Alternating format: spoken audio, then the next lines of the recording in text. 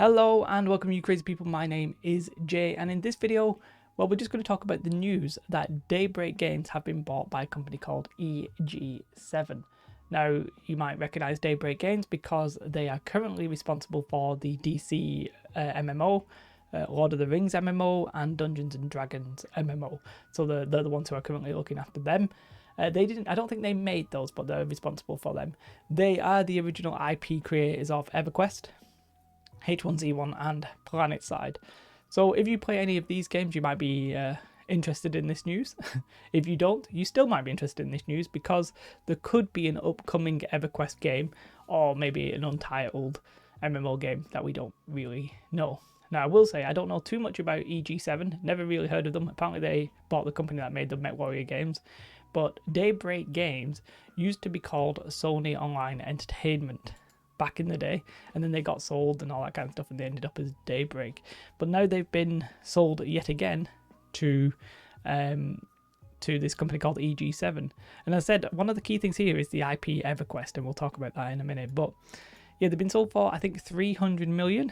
Now earlier this year, Daybreak themselves split themselves into like 3 different let's say companies or studios, I guess is possibly the technical phrase. And they were the ones who were going to focus on specific games. Now, one of the ladies there was specifically talking about Everquest as well. But Daybreak Games, the reputation's a little bit in shatters. Sounds weird, but the reputation's not particularly great. They did stuff like, they put PlanetSide Arena into early access, and then it failed. And then the classic game, the absolute classic of all time, really, that a lot of people were excited for, like me included, was Everquest Next. So Everquest Next was, I think, like announced in 2013 and then like cancelled in 2016.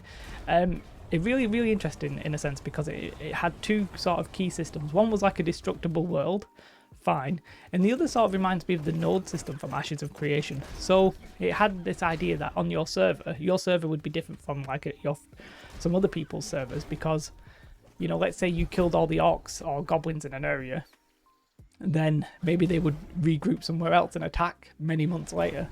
Whereas if you left them, maybe they would do like skirmishes into the town.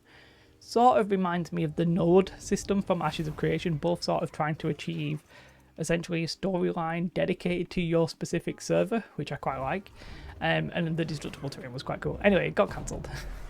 Just one of many games that got cancelled. Now, the reason I'm talking about Everquest specifically here is because out of all of those, the ones that we mentioned, like, it's the IP that a lot of people will know. Beyond World of Warcraft, the next one I think of is probably Everquest.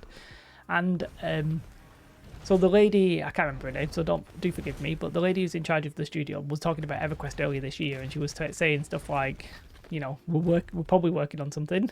It's not just going to be a remake, basically. It's probably something new. They are working on a mobile game. They did talk about a mobile game for Everquest and H1Z1. Fine. But I think they're actually concentrating on PC games. Now, EG7 appear to be a PC game company, but Daybreak themselves were like, seem to be like heading towards a mobile kind of company. But we'll see if they end up doing this. They said they're not going to, they don't want to show anything too early, I think. So we're not probably going to get an announcement until we actually have, you know, something solid and reasonable that's actually coming out, because we've seen it before. We've seen it before. So for sure, this could mean everything and nothing. You know, in the future, if Everquest comes out with Everquest 3 and it's an absolute banging game and everybody loves it, this could be a pivotal moment in how Daybreak perform as a company, because left to their own devices, they'll not necessarily be doing amazingly well. Now, if you already play one of their current games or that they look after, like Lord of the Rings, the D&D online game, I suspect strongly that nothing will really super change. Any kind of change will be very subtle and probably not immediate. Obviously, Lord of the Rings is probably at risk from the Amazon Lord of the Rings game, but, you know, maybe it'll see a temporary boost and then an absolute dip when that game comes out. But for sure, like, you're not going to see massive changes. And the games that, if they had anything that was due for release, probably also not going to change, because these kind of things take a long time. But we can say that Daybreak weren't having the best of times. They weren't necessarily doing the best of things. And now that they have a new owner, sounds weird, but it is what it is. Now that they've been bought, and there's a new studio and stuff like that, then we could see some actual changes and an actual good EverQuest, which would be cool. If we could imagine like EverQuest at the top of the Twitch charts or whatever like that, I think that would be cool. It'd be just nice to get back into that world. Like, I tried it when I was younger, and like I failed miserably. I want to actually play an EverQuest game properly and seriously, and I need Daybreak to make it, because they're the IP owners. So let's see if they actually do anything good. It could mean nothing for a long time, and that's probably the case.